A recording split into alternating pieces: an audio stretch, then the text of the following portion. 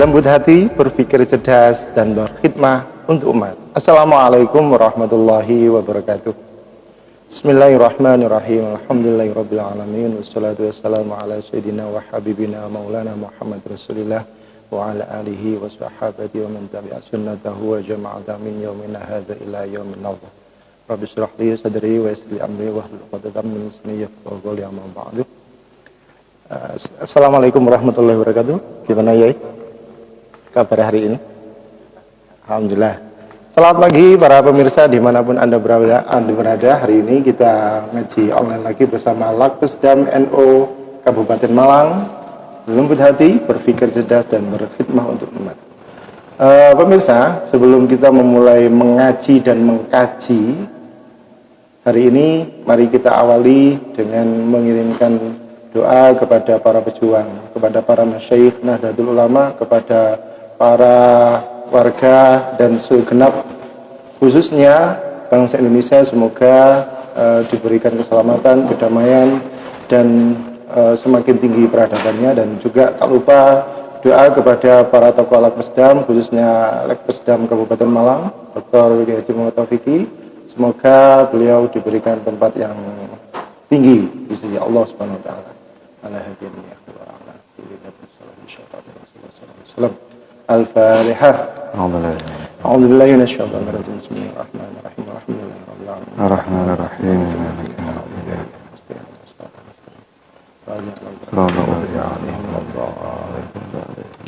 Pemirsa dimanapun Anda berada, hari ini saya bersama Dr. Kiai Haji Muhammad Adib, MAG.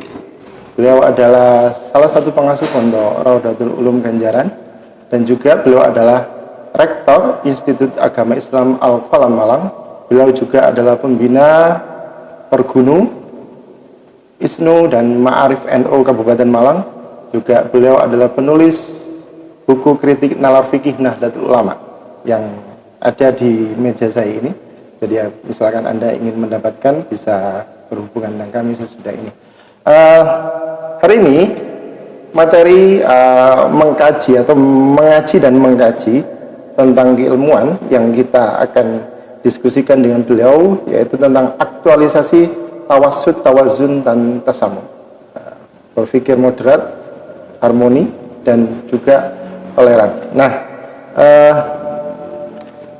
Kiai, mungkin sebagai awal saya ingin menyampaikan sebuah adagium yang sangat terkenal di Nahdlatul Ulama, ya. Al-muhafadz al-qadim sholih wal akhdhu min jadil aslah. Nah, bagaimana Kiai tentang aktualisasi Ahlussunnah wal Jamaah An-Nahdliyah menurut panjenengan sebagai seorang kiai dan seorang akademisi yang juga sangat memahami tentang perkembangan NU? Monggo, Kiai. Terima kasih. Mungkin kita mulai dari ini ya. Jadi sebetulnya tawassut, tawazun, tasamuh itu adalah keseharian kita. Kita sedang berbicara tentang diri kita sendiri. Mungkin istilah itu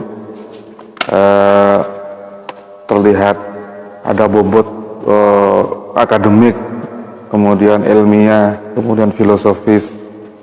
Tapi sebetulnya ini adalah tentang kita. Hanya saja barangkali ada banyak dari kita yang sebetulnya sudah memiliki, tapi tidak memahami bahwa itu adalah tawassut, tawazun, dan tasamuh. Kemudian ini, tawassut itu sebetulnya adalah akumulasi dari adagium tadi itu yang jenengan sebut tadi, al-muhafadzatu al-qadimis sholih wal akhdhu bil jadidil aslah. Adagium itu kan ada dua, itu ada dua kutub katakanlah ya. Ada kutub konservasi, pelestarian, lalu ada kutub dinamisasi. Mengambil hal yang baru. Nah, dua kutub itu ketika berinteraksi, berdialektika, gitu kan, dalam proses-proses tertentu itu melahirkan tawassut itu tadi, moderatisme. Tawassut itu kalau kita maknai ya, kita definisikan, mungkin bisa lebih jelas dengan sebuah ilustrasi. Saya punya ilustrasi misalnya seperti tuasnya timbangan.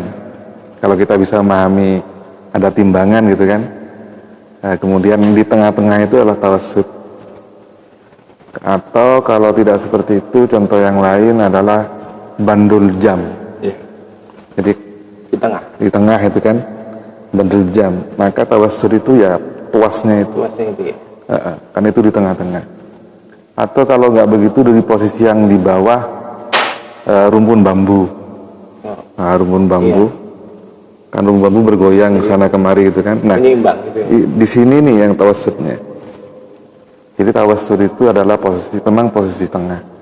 Dan dengan tawassut itu memungkinkan untuk tawazun, kemudian untuk tasamuh. Gitu. Nah, memang tawassut itu kalau secara bahasa kan posisi tengah. Iya. Cuman itu adalah secara bahasa, dan ketika dimaknai ya biasanya para kiai itu menjelaskan ya kita tidak ekstrim kanan, tidak ekstrim kiri, tidak ekstrim sana, tidak ekstrim sini, yang penting kita tengah-tengah. Nah, tengah-tengah itu maksudnya adalah antara menjaga hal-hal yang lama yang masih baik, yang baik atau yang memang harus dijaga, dilestarikan seperti alam sekitar, hutan itu kan memang harus dijaga, dilestarikan, tetapi juga perlu dieksplorasi supaya air kemudian hutan itu bisa bermanfaat bagi masyarakat luas tanpa harus merusak kelestarian itu juga tawassut juga itu. Jadi tawassut itu adalah akumulasi dari pelestarian, mengakomodasi hal-hal yang baru, konservasi dan dinamisasi. Akumulasi itu adalah tawassut. Nah, tawassut itu kemudian operasionalisasinya itu istilah yang setelahnya ada tawazun, ada tasamuh. Tawazun itu keseimbangan, timbangan tadi itu kan harus seimbang, ketika yang namanya timbangan harus seimbang. Kemudian kalau tasamuh itu adalah gerak dari bola dari bandul jam itu. Iya. Tasamuh itu maksudnya adalah dia mengakomodir, mentoleransi atau mengakui, ada pengakuan ada dua kutub itu sama-sama disentuh gitu. Sama-sama disentuh. Atau kemudian rumpun bambu ketika diterpa angin dia bisa fleksibel. Kalau istilahnya Greg Valley ketika menulis istihad politik dan ulama itu, tawassut itu wujud penampakannya itu adalah fleksibel. Fleksibilitas kalau keluasan gitu. Iya. Jadi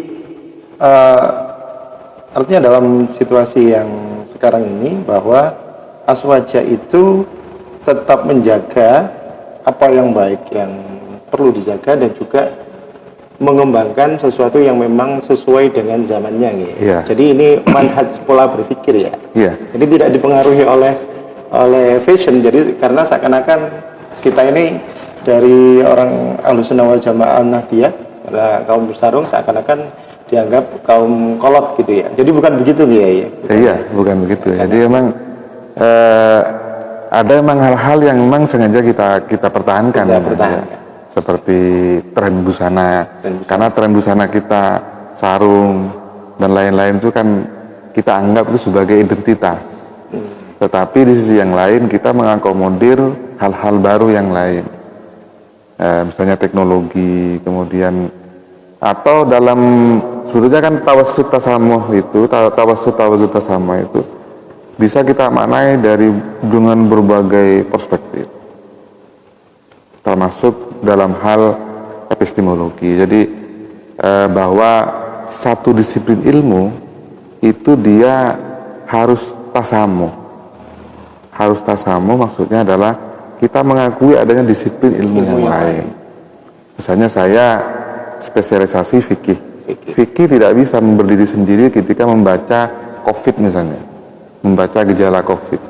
Dia harus bekerja sama dengan perspektif medis, kemudian bekerja sama dengan perspektif psikologi massa, perspektif ekonomi, perspektif politik, keamanan, perspektif lingkungan. Jadi fikih tidak bisa berbicara sendiri atas nama normatif bahwa dari berdasarkan Al-Quran seperti ini, berdasarkan hadis seperti ini, berdasarkan sabda pendapat para ulama di dalam kitab kuning seperti ini, bahwa COVID harus disikapi begini, tanpa melibatkan perspektif-perspektif yang lain, medis, ekonomi, sosial, politik, lingkungan, untuk menjelaskan tentang COVID, kemudian menjelaskan apa yang sebaiknya harus kita lakukan terkait dengan COVID, seperti itu. Berarti yang pernah saya sedikit baca dari disertasi panjenengan itu harus ada sinergi integrasi antar multidisipliner keilmuan. Iya. Jadi satu dengan yang lain itu harus saling mendukung. Saling mendukung ya. Jadi kalau istilah dalam filsafat ilmu itu disebut dengan ini. Intersubjective testability, itu istilahnya Prof. Amin Abdullah ketika mengelaborasi paradigma integrasi interkoneksi itu. Dan dalam kedirian kita selaku kaum Nahdien, kita sudah punya sebetulnya konsep itu yang namanya tasamuh. Itu ya. Jadi tasamuh itu secara disiplin secara epistemologi ya interkoneksi itu sebetulnya, bahwa kita di dalam berbicara tentang sebuah fenomena tidak bisa hanya dengan satu perspektif diri kita, tapi juga harus seperti bandul jam tadi itu menyentuh kanan, menyentuh kiri, mengambil yang terbaik seperti itu. Dan itu wajib, karena kalau jam itu tidak bergerak bandul kanan kiri, dia mati jam itu. Sama dengan disiplin ilmu, ketika dia hanya berbicara dirinya sendiri, hanya fikih, tanpa melihat bagaimana psikologi massa, bagaimana ketakutan masyarakat tanpa disentuh itu, kemudian bagaimana persoalan ekonomi di masyarakat. Misalnya ada orang yang dengan serta-merta bagaimana kalau lockdown saja semua ditutup, aktivitas ekonomi semua dilarang. Nah, kita harus berpijak kepada data-data yang ada di masyarakat. Bagaimana tingkat kesulitan yang ada di masyarakat ketika ada kebijakan yang ekstrim di kalangan kita terkait dengan penanganan COVID. Karena memang ada aspek ekonomi, ada aspek psikologi massa, aspek sosial politik yang memang agak kompleks di kita ini, sehingga penanganannya kadang-kala memang perlu perenungan yang begitu rumit seperti itu. Tidak sederhana ketika seorang berbicara bahwa menurut kitab ini harus seperti ini, menurut nas Al-Quran dan Sunnah seperti ini. Tidak cukup gitu. Berarti itu mungkin mengambil salah satu statement dari Al-Habib Prof. Kuwai Syihab, semakin tinggi keilmuan seseorang, semakin tinggi toleransinya gitu. Iya. Dan tentang konsep aswaja ini tentunya di pesantren sudah sangat mendalam gitu untuk pemahamannya santri dalam memahami Ahlus Sunnah wal Jamaah Nahdiyah ini. Kalau secara teoritik mungkin tidak sampai seperti itu, tapi secara pengalaman internalisasi ya, dalam kehidupan sehari-hari di pesantren itu sebetulnya sudah seperti itu gitu. Cuman tidak terasa bahwa itu sebetulnya pesantren itu, kehidupan sehari-hari itu sebetulnya adalah tawazun tasamuh, dan itu sebetulnya adalah sebuah modalitas yang itu bisa kita kembangkan, lalu kita selaraskan dengan paradigma keilmuan yang kita kembangkan, bahwa apa yang ada terbunyi, tersirat di balik istilah tawazun tasamu itu adalah paradigma integrasi interkoneksi seperti itu misalnya. Menarik sekali pemirsa.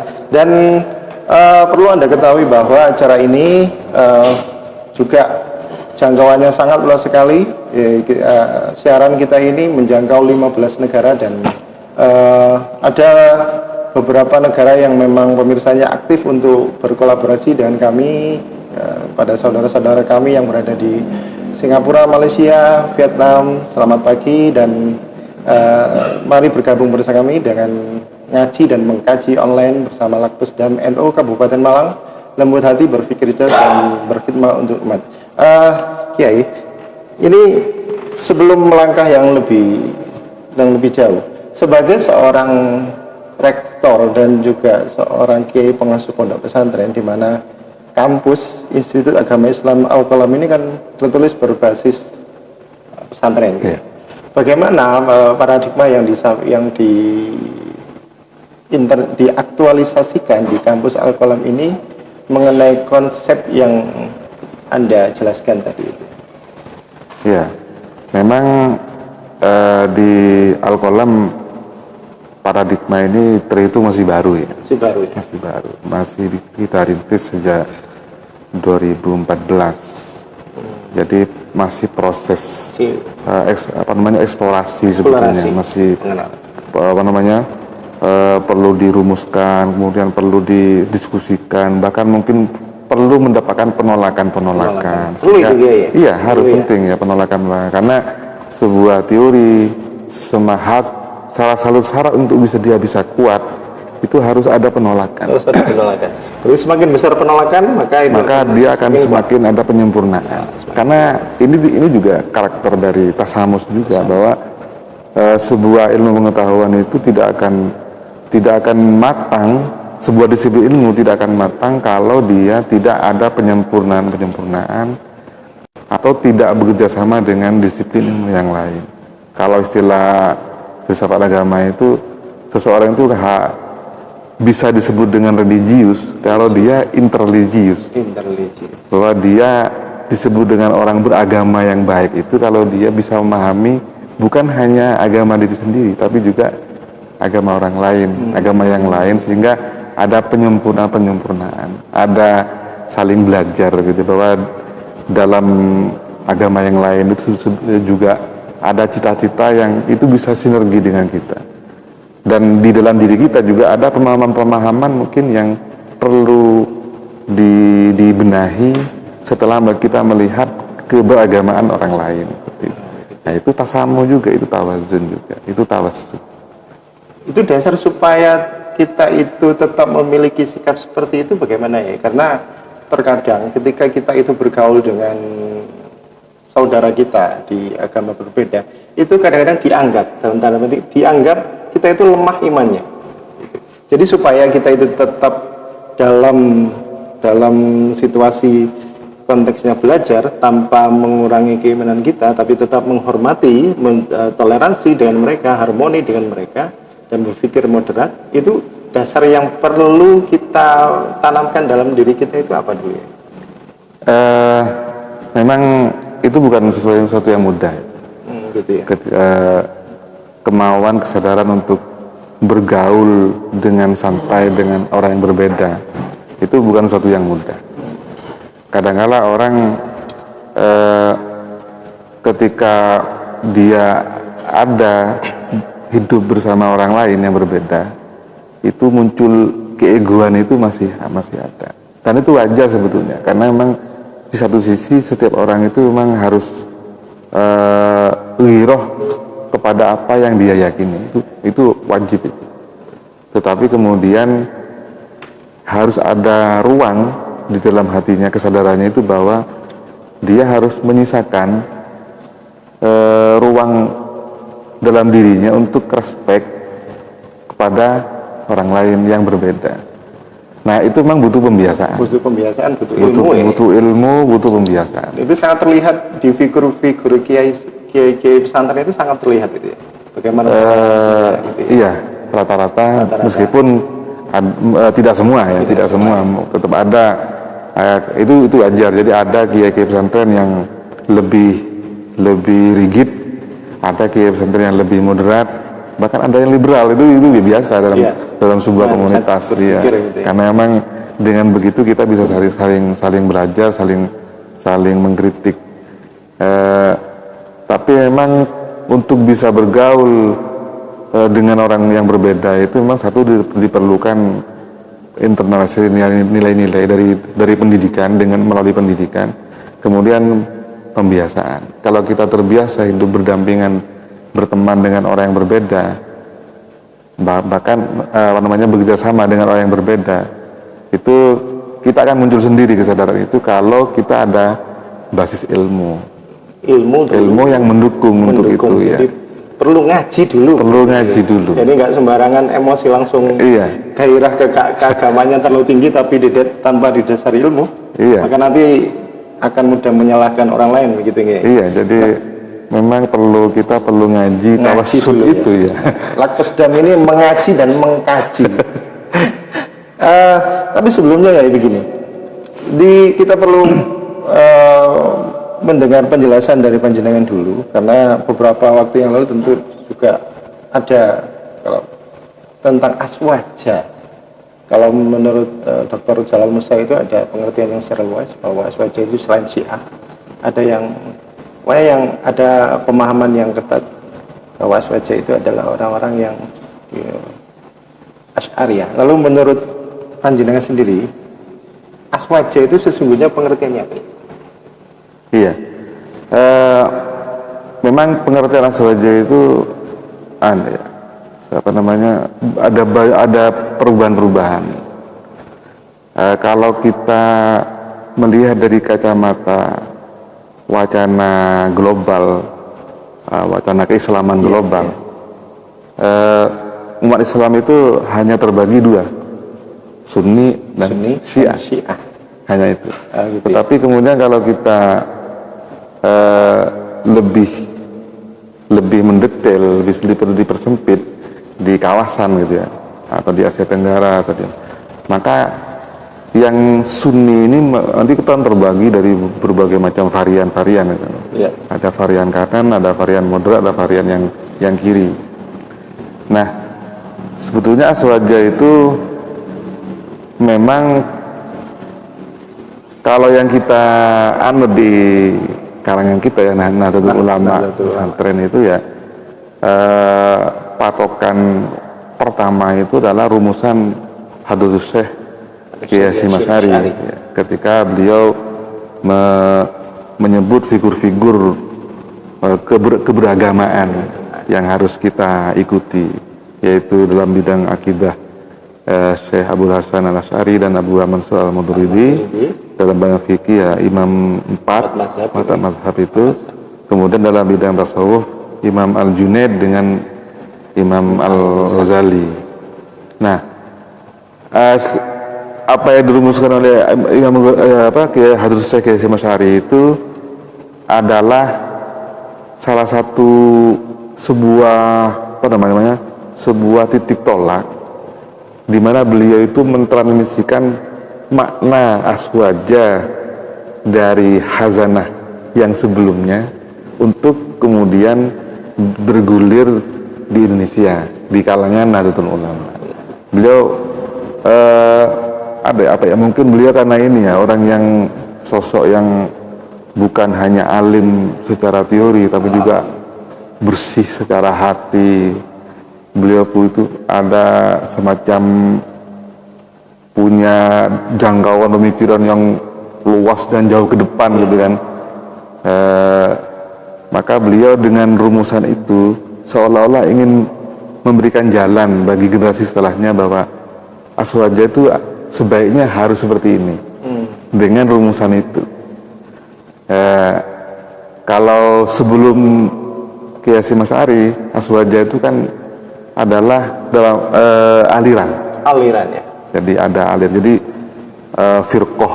Jadi kan memang justifikasinya kan dari hadis itu kan, ada hadis bahwa umatku akan terpecah menjadi 73 golongan, yang selamat satu.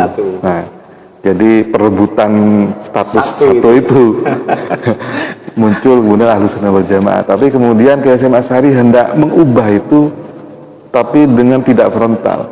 Beliau hanya menyebut figur-figur dari dalam 3 ranah keilmuan, yaitu yang menjadi kekuatan keberislaman, yaitu tauhid sebagai fondasi, kemudian fikih sebagai bagaimana mengatur kehidupan zahir, lalu tasawuf bagaimana mengkonekkan antara tauhid dengan fikih itu secara lebih smart gitu kan.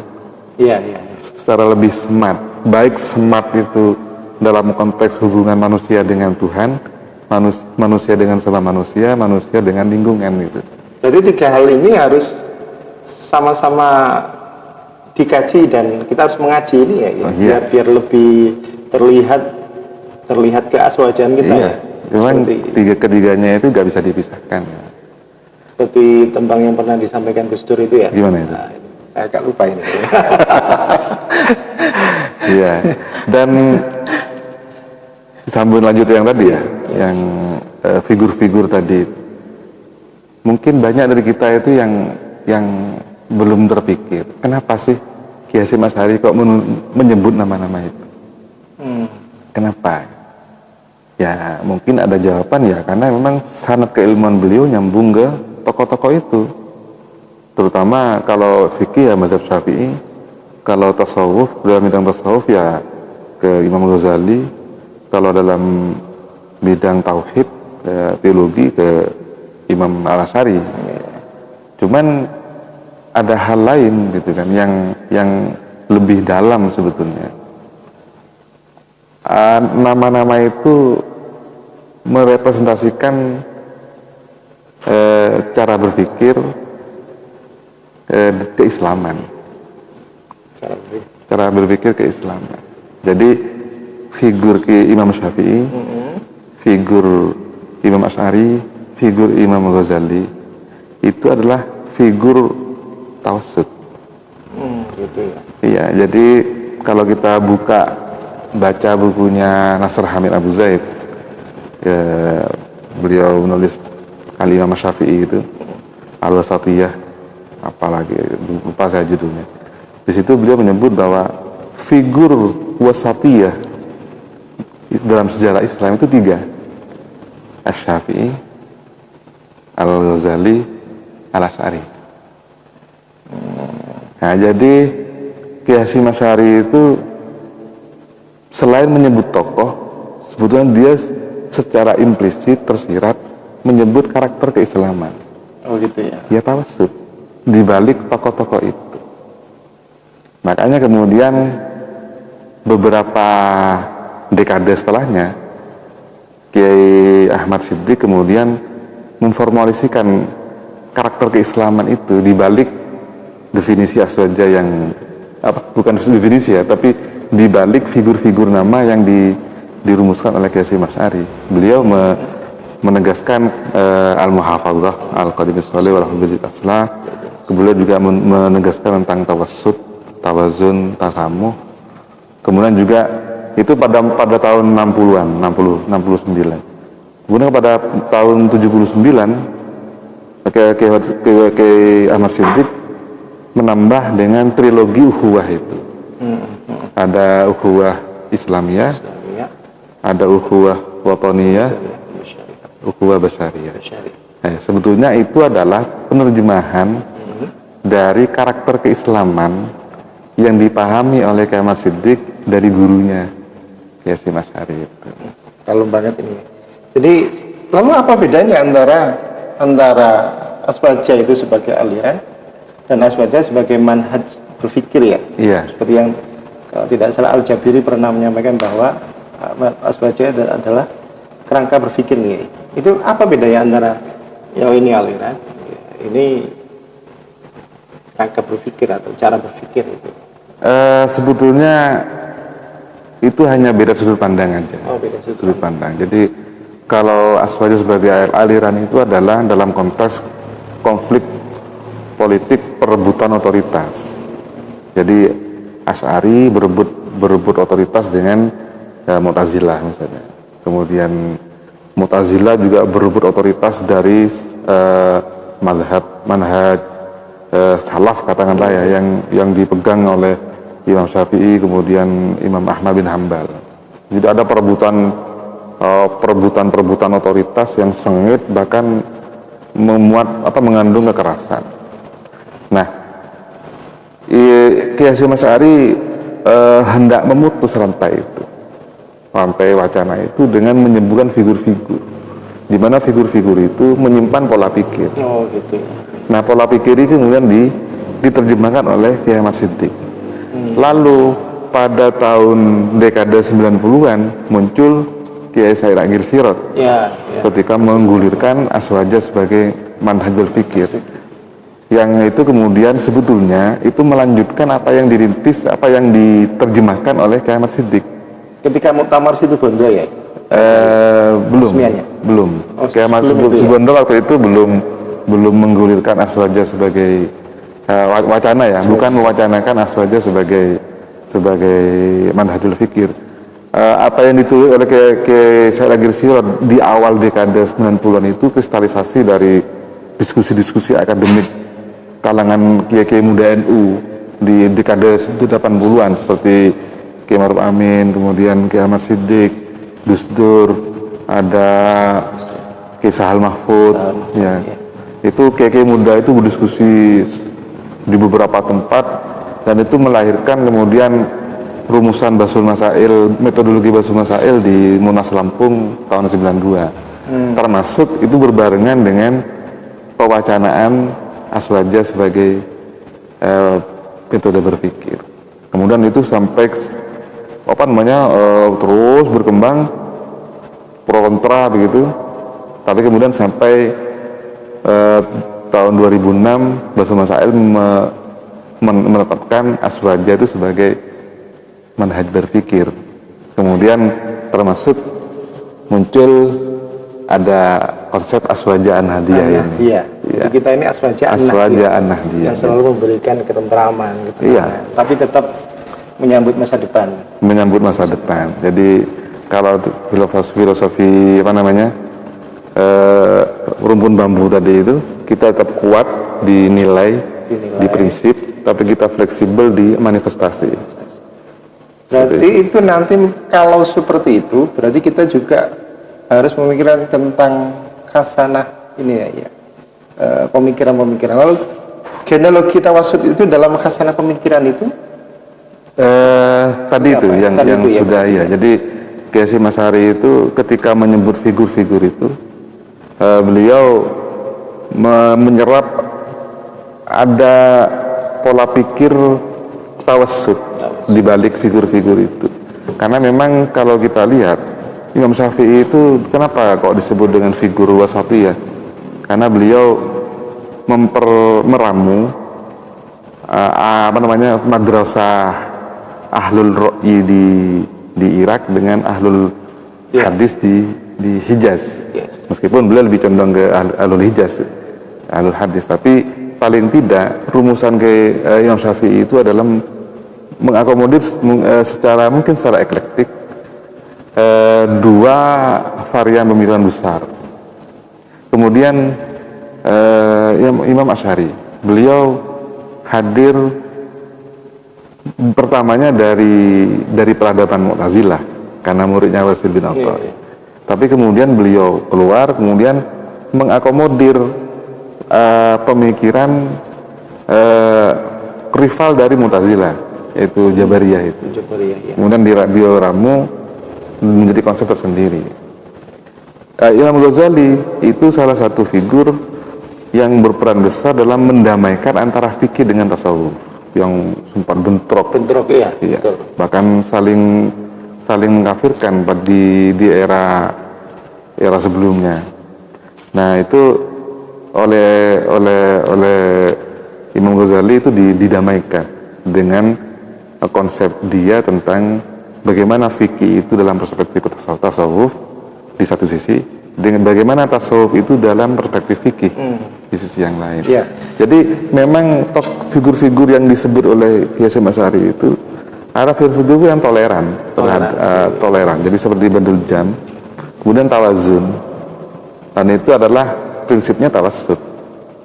Operasionalisasinya tawazun, seimbang, harus seimbang. Kemudian toleran, tasamuh gitu kan. Dan itu adalah prinsipnya adalah tawassut. Iya. Jadi saya ingat tadi Gus Dur, ojo mengaji syariat bloko gitu ya. Iya. Nah, lalu dalam tawassut dalam konteks penalaran fikih itu sendiri bagaimana ya? Tadi sudah sempat saya singgung tentunya bahwa fikih itu tidak, ketika kita menerapkan prinsip tawassut dalam fikih itu tidak bisa fikih itu berbicara hanya satu perspektif. Dia harus melibatkan perspektif yang lain. Termasuk juga fikih tidak boleh terlalu terpaku kepada teks. Teks itu harus, karena teks ada konteksnya. Ada konteks ya. Teks ada konteksnya dan ada tujuannya. Ketika kemudian teks itu hendak diterapkan ke konteks yang berbeda, maka fikih jangan hanya terpaku kepada apa yang tersurat. Juga ada yang Iya, karena ada konteks yang berbeda, yang itu membutuhkan formulasi yang berbeda. Sebetulnya itu bukan sesuatu yang baru. Sejak era sahabat itu sudah seperti itu sebetulnya. Para sahabat itu memahami nas Al-Quran dan hadis itu dari Rasulullah itu tidak letterlek. Mereka memahami ada konteks, lalu ada tujuan dari teks itu. Contohnya kalau yang sangat populer itu istilahnya Sayyidina Umar. Oh iya. Ketika beliau menghapus bagian zakat mu'allaf. Padahal sudah jelas kan di Al-Quran itu wal mu'allafati qulubuhum itu salah satu bagian dari 8 golongan yang berhak menerima zakat. Tapi beliau menghapus. Alasannya apa? Ayat itu atau hadis yang berbicara tentang zakat mu'allaf itu dalam konteks Islam ketika itu sedang butuh kehadiran mu'allaf. Kemudian Islam belum kuat dan memberi zakat kepada mereka itu merupakan salah satu strategi mereka untuk loyal kepada Islam. Tapi konteks Sayyidina Umar berbeda, karena tujuannya adalah untuk memperkuat loyalitas, padahal Islam ketika itu sudah kuat, sudah nggak perlu itu. Biarkan mereka, kalau misalnya loyal ya biar loyal sendiri, tanpa harus diiming-imingi dengan zakat. Akhirnya beliau menghapus. Jadi beliau memahami nas Al-Quran tentang mu'allaf itu, zakat mu'allaf, atau teks hadis Nabi tentang zakat mu'allaf tidak secara diterlek, tetapi memahami konteks dan tujuan pensyariatannya.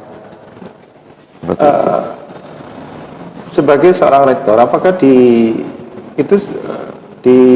kampus Al-Qalam ini tentunya perlu juga diajarkan ya antara ilmu umum dan ilmu agama dan biar sinergi ya? Iya. Cita-citanya begitu. Ya. Dan itu sudah mulai dilakukan. Sudah mulai kita lakukan. Jadi harapannya produknya juga orang yang toleran. Yang toleran secara epistemologis. Baik secara epistemologis ataupun secara aksiologis. Maksudnya dalam pola pikir keilmuan kita toleran dalam pergaulan sosial dengan yang the others, yang dengan lain kita juga toleran.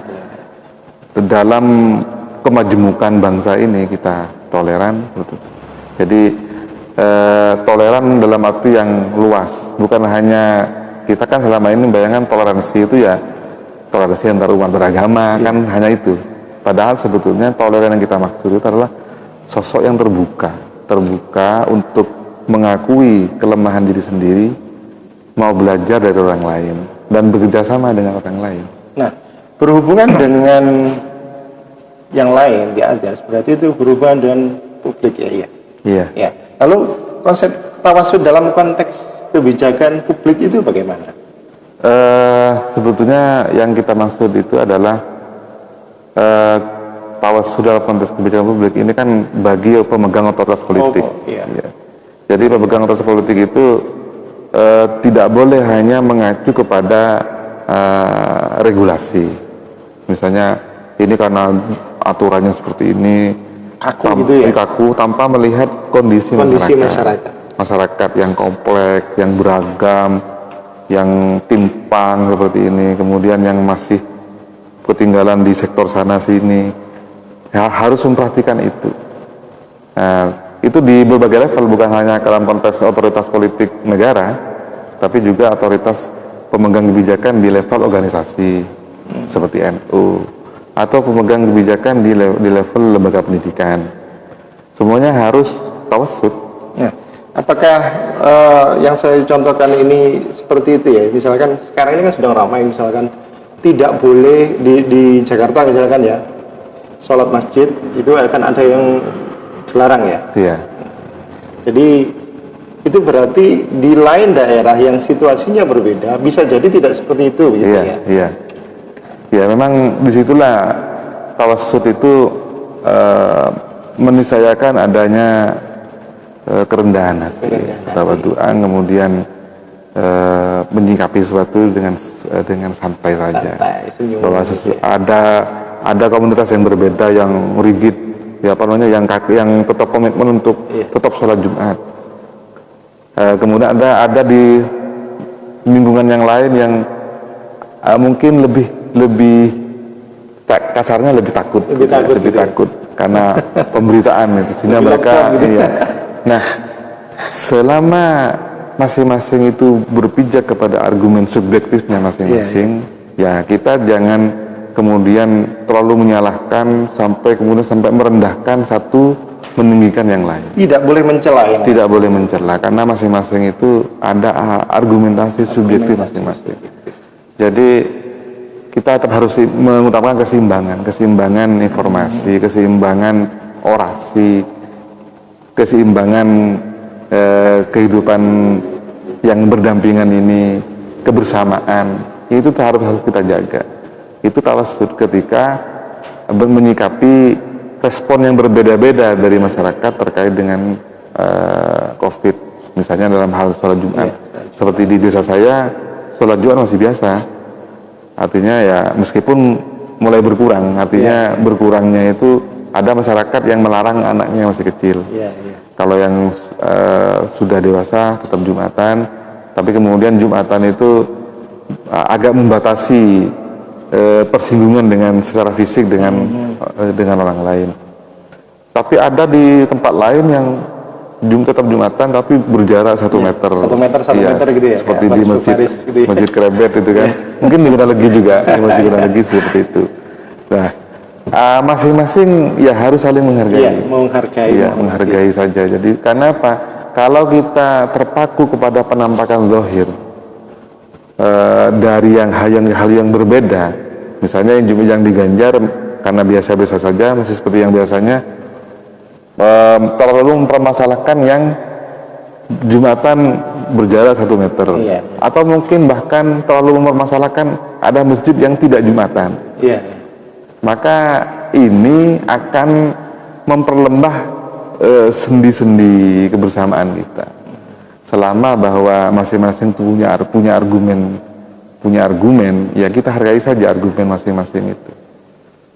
Kita sebaiknya lebih fokus bagaimana masyarakat ini bisa segera selesai keluar dari pandemi ini, itu yang terpenting. Ternyata kalau kita mengaji SPJ itu kok hati jadi adem ya.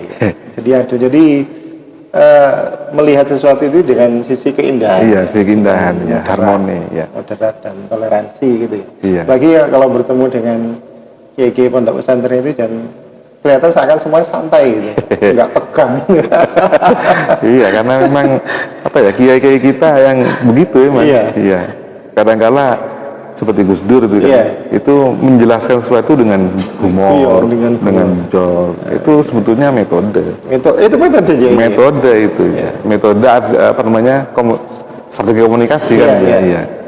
Saya pernah membaca bahwa orang yang pandai bergurau itu salah satu indikator bahwa dia itu cerdas ya. Cerdas. Iya. Berarti begitu ya. Seperti kalau kita legenda Abu Nawas, Nasruddin Hoja, itu tokoh-tokoh yang bisa membungkus pesan-pesan luhur itu dengan bentuk simbol yang sangat remeh, kemudian kadang-kala di luar kewajaran, gitu kan, dan itu menggelitik, dan itu ya dengan cara seperti itu pesan itu langsung masuk gitu, ke hati. Oke. Pemirsa, ini kita juga sering diikuti oleh pemirsa dari Fatayat juga muslimat ya, dan ini sesungguhnya kajian ini akan kita lanjutkan mungkin nanti sesudah Ramadan akan bersambung juga ya, karena respon dari masyarakat untuk meminta ini dilanjutkan jadi sangat banyak ya. Dan karena apa, Pakpesdam itu adalah di tengah juga ya, jadi mengakomodir dari berbagai pemikiran. Nah, kalau tadi ke publik berarti kan nanti arah ke kebijakan publik berarti kan nanti arahnya itu ke sosial dan politik. Iya. Lalu bagaimana tawasud dalam kehidupan sosial, politik dan budaya yang ada di masyarakat ini? Iya, kalau dalam terkait dengan ini dengan kehidupan kehidupan sosial masyarakat yang majemuk, yang berbagai macam etnis, berbagai macam agama, berbagai macam bahasa, ya kan? Maka nilai tawassut yang diwariskan oleh ulama-ulama kita itu ya antara lain ya itu trilogi ukhuwah tadi itu. Ada ukhuwah Islamiyah, ukhuwah wataniyah, ukhuwah basyariyah. Jadi kita sesama muslim saudara seiman. Kita dengan umat Kristiani, tetangga kita di Suwaru misalnya, itu adalah saudara kita sesama warga negara.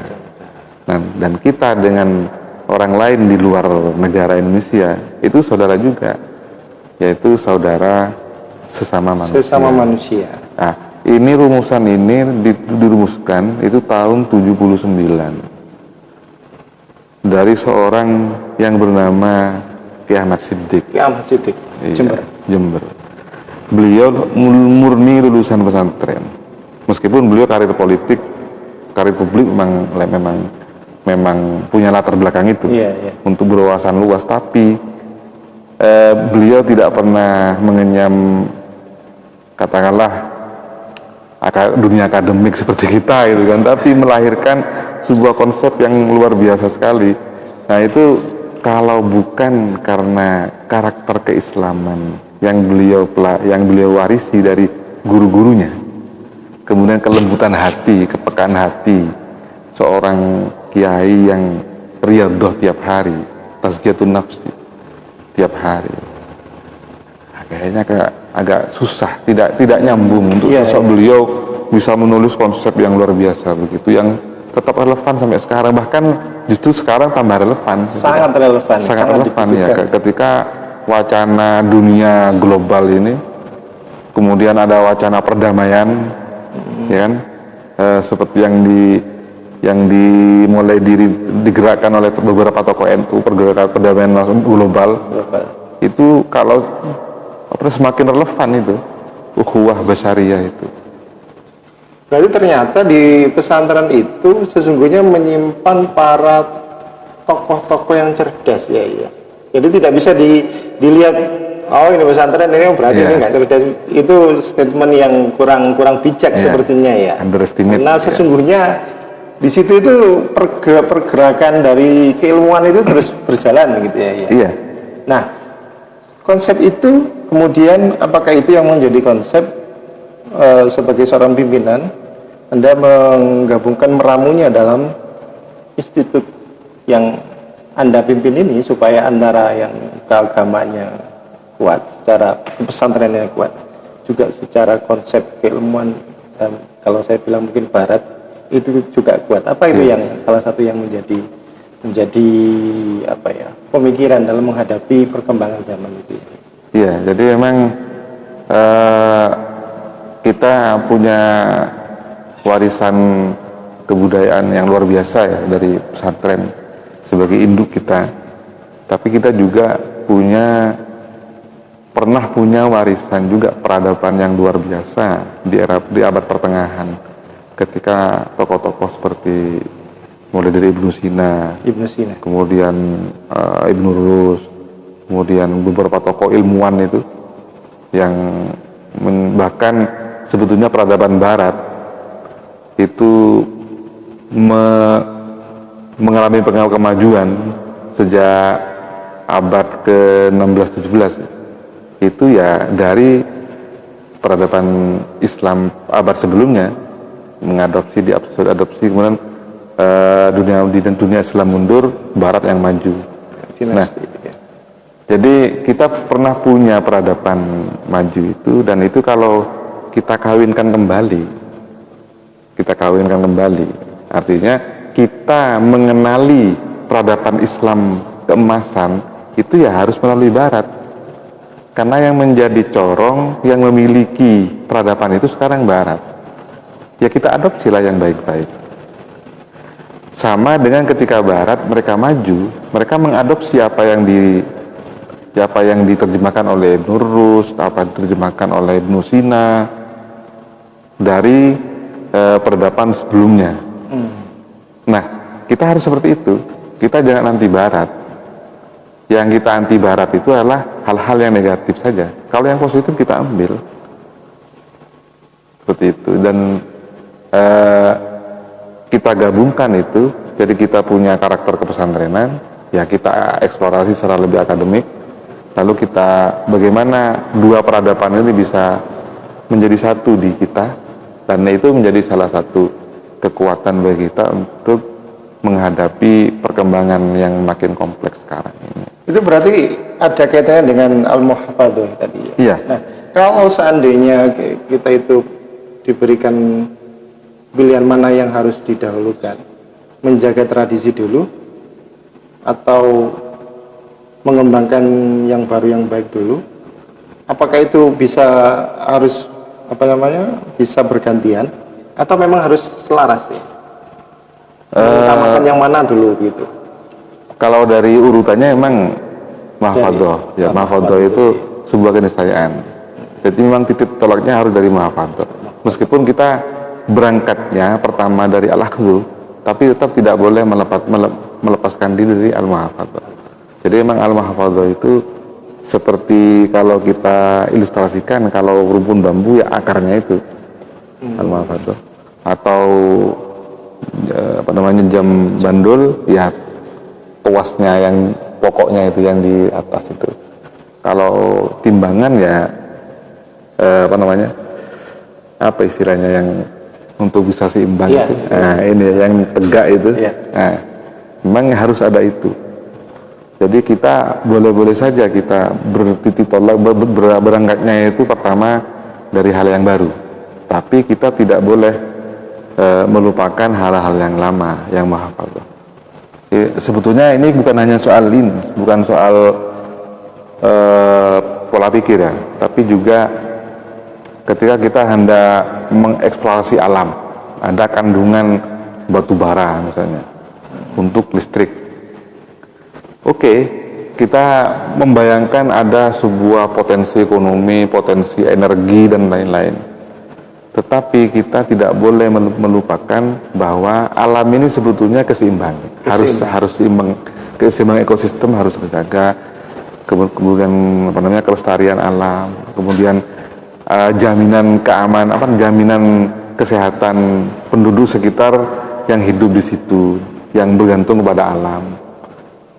Jadi meskipun kita bertitik tolak dari hal-hal yang baru, kita membayangkan energi dari batu bara itu, kandungan batu bara, tapi kita tidak boleh mengabaikan al-muhafadzah terhadap kelestarian alam itu. Jadi berarti harus seperti yang disampaikan Greg itu, pemerintah harus mengacu pada asas kemaslahatan. Kemaslahatan, iya. Tasarruful imam ala ra'iyah manutun li maslahah itu ya. Dan itu tawassut. Tawassut juga ya. Iya. Atau juga bahaya itu tidak boleh dihilangkan dengan bahaya. Iya, itu juga tawassut. Tawassut juga. Iya. Karena memang seperti katanya betul sih, kata ada beberapa yang begini. Sebetulnya Islam itu sudah wasati ya, tawassut. Iya.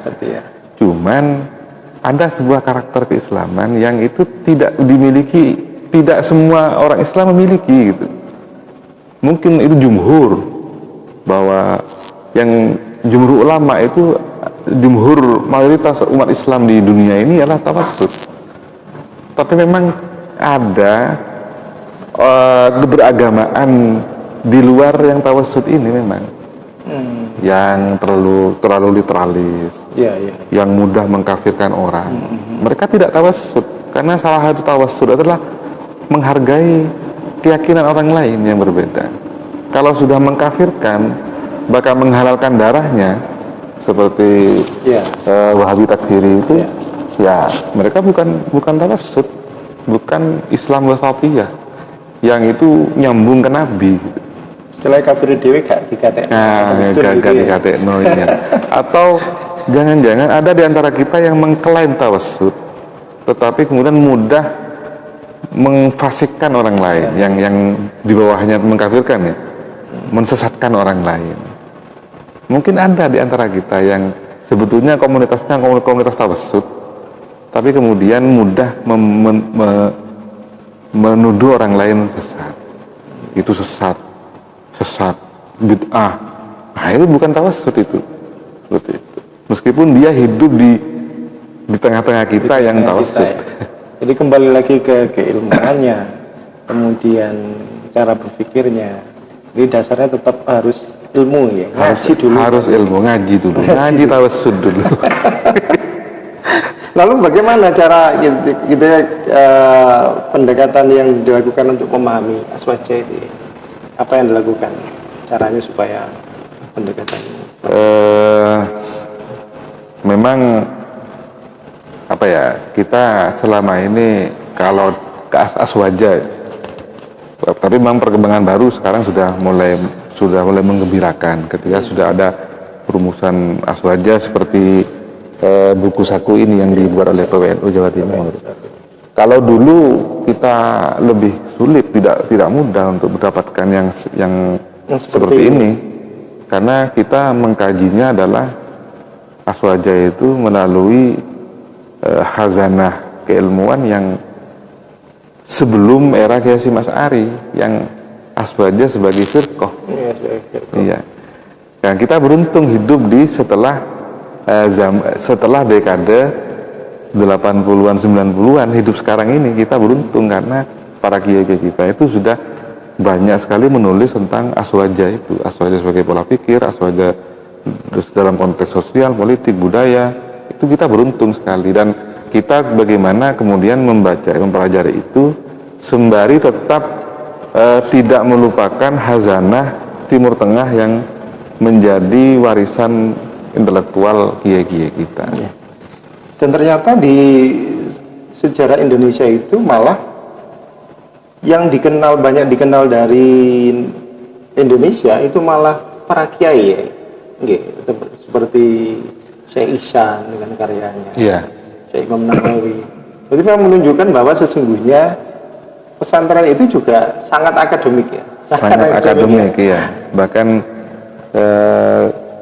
karyanya Kiai Mahfud Termas, Manhajudawi Nazar itu menjadi salah satu bahan kajian perkuliahan di Al-Azhar itu. Iya. Kemudian buku tafsirnya Syekh Nawawi Banten itu juga. Iya. Dan salah satu di Timur Tengah yang barusan sudah lama meninggal ya, beliau wafat. Syekh Yasin Padang. Yang itu dijuluki Musnidud Dunya. Jadi beliau punya punya riwayat sanad meliputi semua aspek ilmu keagamaan. Dan itu beliau termasuk dari Syekh Mahfud Termas.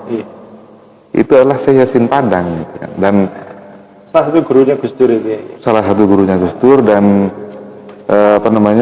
beliau di kalangan ulama terutama di Saudi ya, itu cukup otoritatif, beliau termasuk figur begitu yang tetap dikenang sampai sekarang.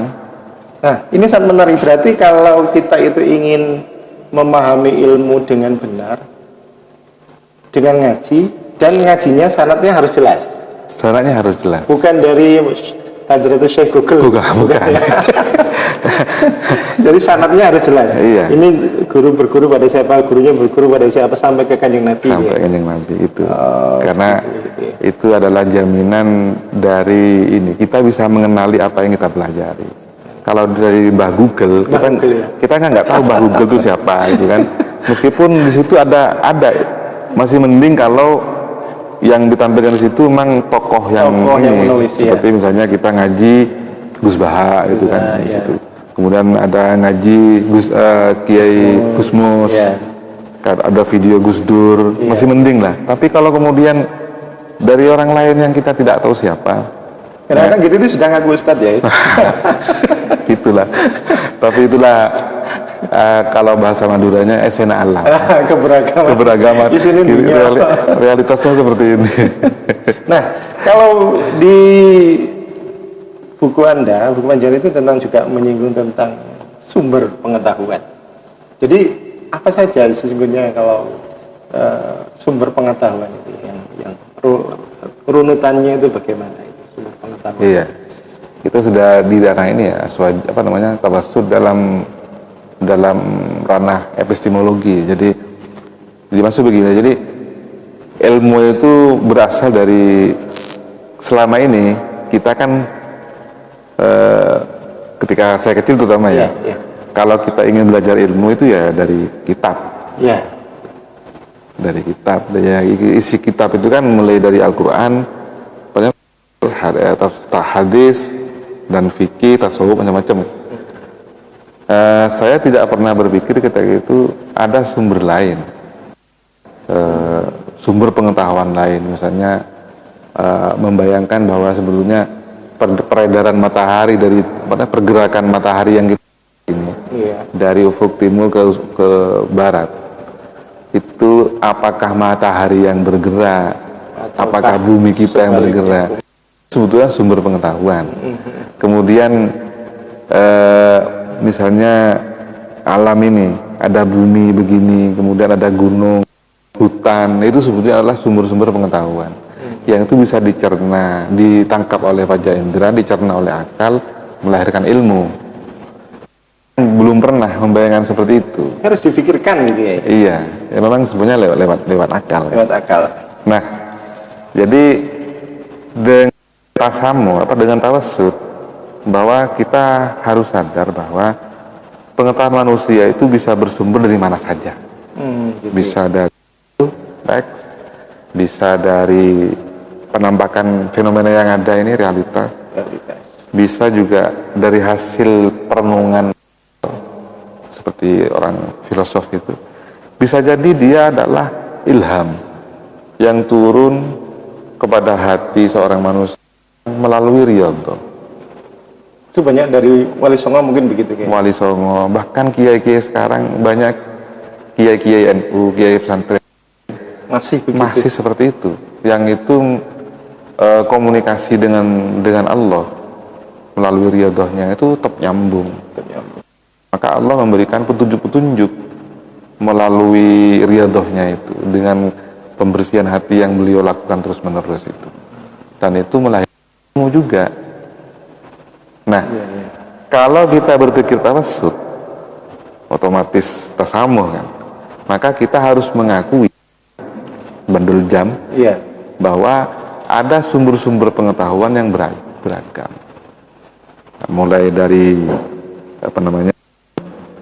akal, kemudian fenomena sosial, fenomena realitas, kemudian intuisi, indera, atau bahkan mungkin teori-teori pengetahuan dari para ahli. Itu juga sumber pengetahuan, dan semuanya diakui sebagai sumber-sumber pengetahuan yang tidak berdiri sendiri, harus kita sinergikan satu sama lain, integrasi. Kalaupun integrasi nggak bisa, paling tidak interkoneksi. Kalau tasawuf di Al-Qalam juga interkoneksi itu. Kalau bahasa UIN Jogja interkoneksi, kalau bahasa kita ya tasamuh. Jadi nanti ketika kita semakin banyak mengkaji, kita memahami, maka kebenaran itu ternyata tidak hanya satu. Begitu ya? Bisa seperti itu, tidak hanya satu, karena kan memang madhab tentang tolak ukur kebenaran itu kan ada dua. Kalau dalam usul fikih ya, ada madhab musawwibah, madhab mukhati'ah. Kalau musawwibah itu menganggap bahwa kebenaran itu banyak, plural. Jadi kebenaran tidak tunggal. Ada madhab mukhati'ah, kebenaran hanya satu, yang lain salah. Meskipun yang lain salah itu tetap diberi pahala satu. Iya. Artinya antara mukhati'ah dengan musawwibah sebetulnya sama pada tataran nilai, bahwa orang berpendapat sama diberi pahala oleh Allah selama argumennya jelas. Dasarnya jelas. Tetapi kita punya di Al-Qalam itu konsep kebenaran yang mengakomodir keduanya. Dan itu bukan Al-Qalam yang punya sebetulnya, yang kita kembangkan. Kita kembangkan dari perspektif pengetahuan, sosiologi pengetahuan, yaitu namanya kebenaran relasional. Kebenaran relasional. Jadi kebenaran itu tergantung konteksnya. Sesuatu yang benar di satu belum tentu benar di tempat yang lain. Contohnya itu seperti ini. Orang berdoa minta hujan kan baik kan? Ya Allah, turun hujan panas sekali. Itu kan baik. Tetapi ketika kita berdoa itu di daerah perkebunan yang mau panen, wah itu bukan hanya bisa problem, bisa dipisui sama masyarakat. Jadi seperti yang disampaikan Amin Abdullah, berarti benar itu juga berhubungan dengan konsekuensinya. Iya. Kalau bahasa usul fikih itu disebut dengan itibarul ma'al. Dampak. Analisis dampak. Iya.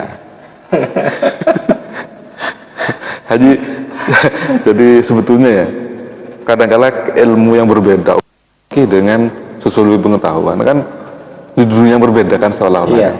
Sosiologi pengetahuan oleh orang barat, yang usul fikih oleh orang timur. Tapi sebetulnya karakteristik poin per poin teori kadang-kadang nyambung. Hanya beda istilah saja.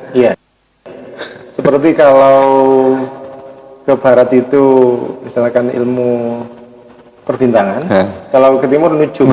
Iya. Sebenarnya sama ya. Karakternya sama ya. Karakternya sama. Para pemirsa dimanapun Anda berada, kajian kita ini menarik, dan kami sapa dulu bagi teman-teman yang juga masih setia bersama kami khusus hari ini karena hanya permintaan khusus hari ini.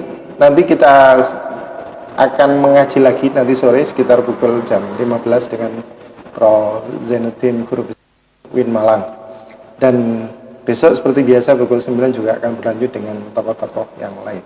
Nah, jadi untuk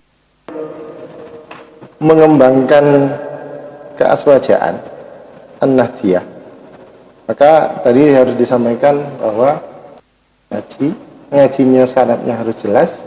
Lalu yang menarik tadi bukan hanya mengaji, ternyata harus berpikir ini ya. Jadi kalau meskipun kita mempelajari sesuatu tanpa mengembangkannya lagi, itu berarti tidak bermanfaat ya. Tentu konsep saja. berpikir. Jadi memang sebetulnya kan kita mengaji, kemudian warisan kita itu kita dalami, kita juga harus mempelajari peradaban yang berbeda. Tapi itu juga harus berpikir. Nah, yang berpikir yang kita maksud di sini bukan hanya berpikir otak. Gitu ya. Tapi juga berpikir hati. Ulul albab itu ya. Kalau Win Malang ulul albab ya.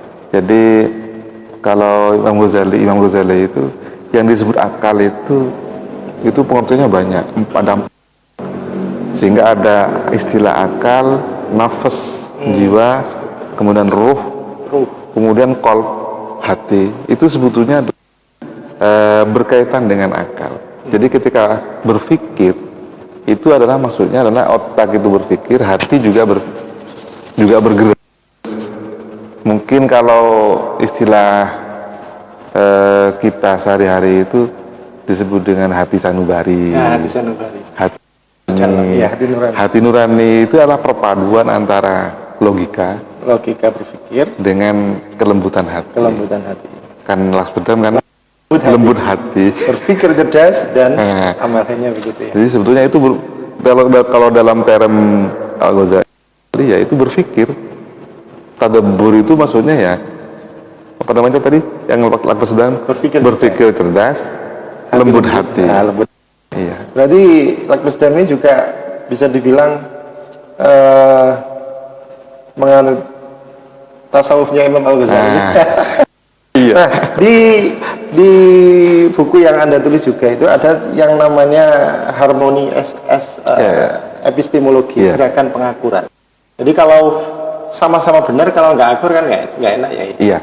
Jadi kalau harus ada gerakan pengakuran. Nah, itu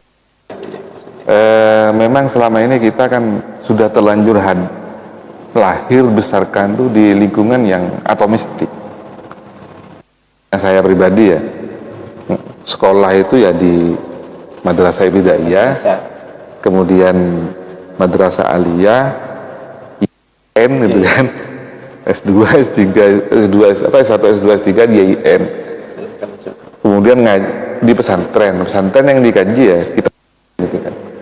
Sehingga ini semacam monodisiplin yang kita, meskipun keilmuan agamaan macam-macam di situ, tauhid, fikih, tasawuf, tapi kita tidak pernah belajar secara serius disiplin ilmu yang lain.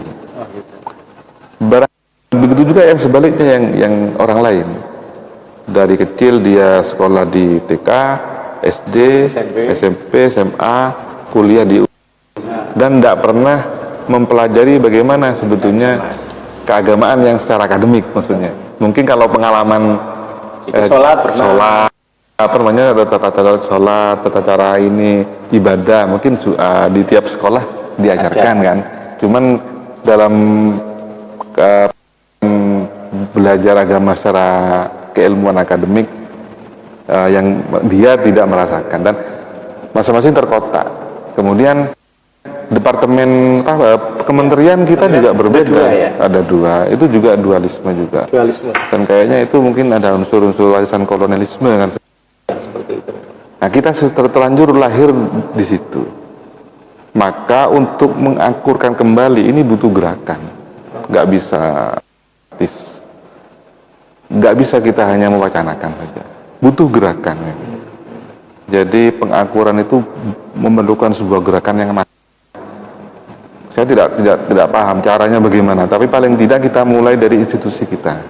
Mulai dari diri sendiri. Dari diri sendiri kita untuk bagaimana yang disebut dengan orang berilmu itu adalah dia mendalami perspektif ilmu yang dia tekuni, tapi tetap membuka ruang bagi dua kemungkinan.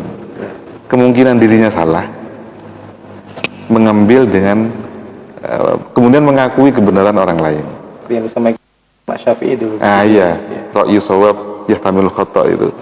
Wa ra'yul akhar khata' yahtamilu shawab. Jadi mengaku kemungkinan. Yang kedua, membuka kemungkinan untuk bekerja sama. Iya. Jadi fikih kerjasama dengan psikologi. Kolaborasi. Nah, ini yang begini ini butuh gerakan. Dan kita mulai dari kalau di Al-Qalam ya kita mulai dari Al-Qalam. Oke. Menarik sekali ini kajiannya. Mungkin seandainya kita kembangkan ini dalam waktu 1,5 jam ini tidak akan selesai karena mungkin keterbatasan waktu kita ya. Pemirsa di rumah, acara ini juga didukung oleh PCNU Kabupaten, Institut Agama Islam Al-Qalam Malang, Universitas Islam Raden Rahmat Malang, UIN Maliki Malang, dan Unisma Malang. Juga kita juga akan terus mengembangkan kajian-kajian untuk mengembangkan Islam yang moderat, juga membawa kedamaian di Indonesia. Mungkin ada simpulan penutup ya dari kajian ngaji kita hari ini sebagai simpulan di mana ada yang bisa, meskipun itu tidak bisa mewakili dari semua kajian kita ini, mungkin ada simpulan dari panjenengan yang bisa disampaikan.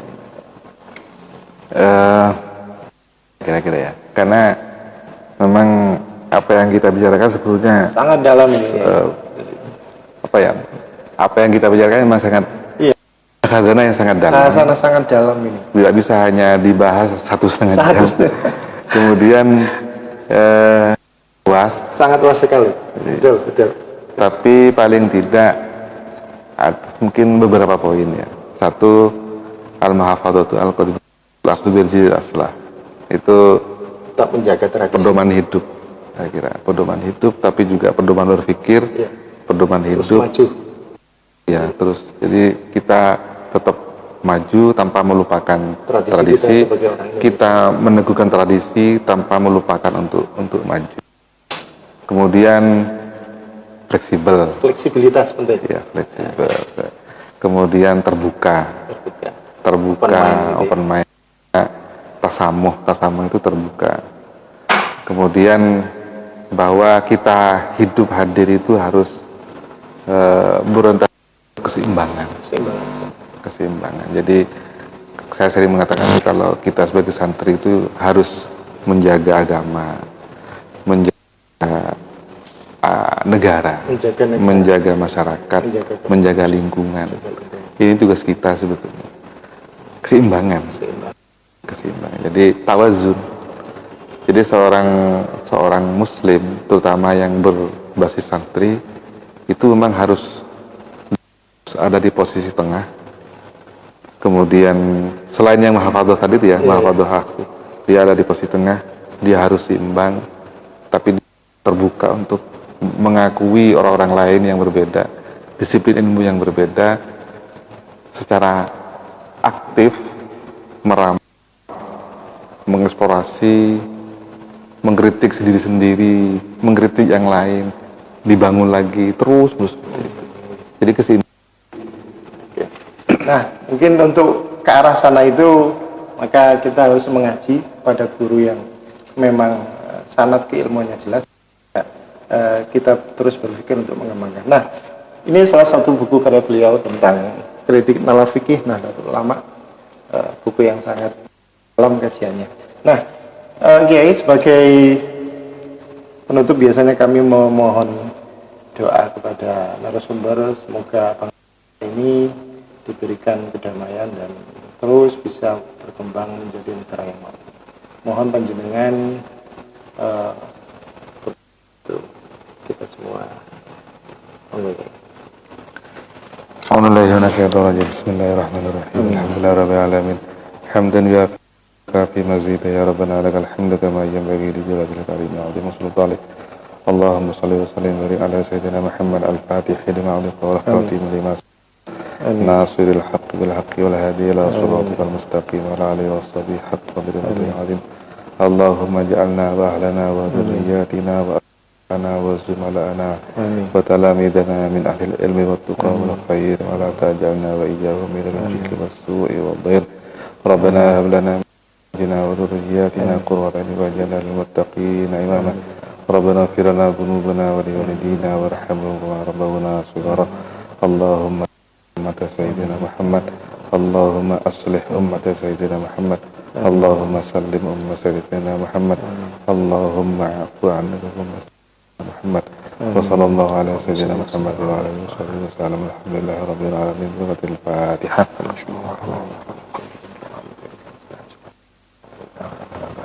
Pemirsa dimanapun Anda berada, terima kasih Anda telah bersama kami selama 1,5 jam bersama Lakbesdam, lembut hati, berpikir cerdas, berkhidmah untuk umat. Kami berdua mohon maaf mungkin apabila ada kesalahan. Wallahul muwaffiq ila aqwamit thoriq. Assalamualaikum warahmatullahi wabarakatuh.